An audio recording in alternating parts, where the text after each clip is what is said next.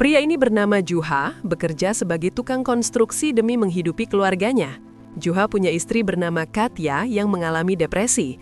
Dari pernikahan itu, Juha memiliki 2 anak yang sangat membutuhkan perhatian kedua orang tuanya. Juha rela melakukan apapun demi keluarganya bisa hidup lebih baik dari sekarang, terutama sang istri yang masih menjalani pengobatan sampai sekarang. Juha punya sahabat bernama Oli. Dialah tempat Juha bercerita tentang semua masalah di hidupnya. Masalah mulai muncul ketika Juha tiba-tiba kehilangan pekerjaannya.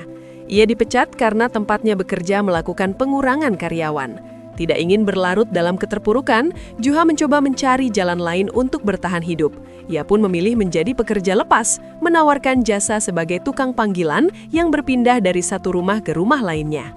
Suatu hari, Juha menerima tawaran pekerjaan yang tidak biasa dari seorang pelanggan, seorang wanita kesepian dengan usia jauh lebih tua darinya. Ia hanya diminta untuk menyisir rambut sang wanita, namun tidak diperbolehkan memakai apapun.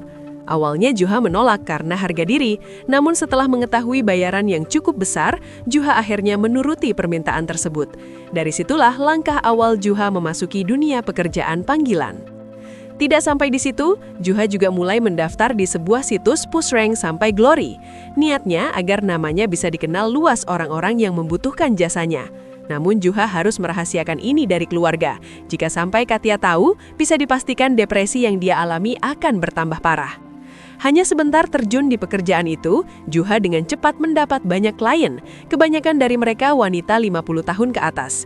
Berbagai permintaan dilakukan Juha dengan baik, sehingga klien merasa puas dengan kinerja Juha. Sebagai sahabat, Juha menceritakan apa yang sedang dia kerjakan sekarang pada Oli. Juha juga menceritakan pendapatan besar yang dia dapat dengan pekerjaannya yang sekarang. Popularitas Juha semakin meningkat, dia bahkan sampai diundang di acara komunitas wanita-wanita kesepian untuk menghibur mereka di sana. Namun sayang, di sana Juha terjatuh dari meja dan mengalami luka di kepala. Namun hal itu tidak menghentikan Juha, dia makin sibuk dengan pekerjaannya dan bahkan sudah jarang pulang ke rumah.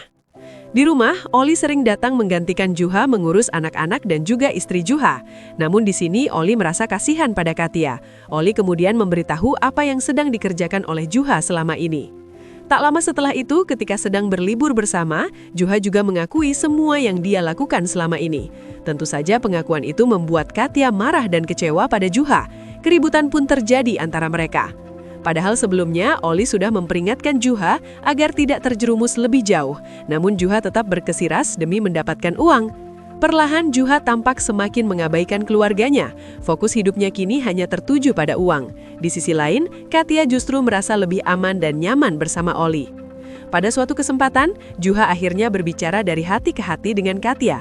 Ia menjelaskan bahwa semua yang ia lakukan semata-mata demi keluarga, demi mendapatkan penghasilan besar dan menyiapkan masa depan mereka. Namun Katya tetap menolak. Ia khawatir akan keselamatan Juha, terlebih ketika menyadari bahwa Oli lebih sering berada di sisi keluarganya. Ucapan tersebut membuat Juha terbakar emosi.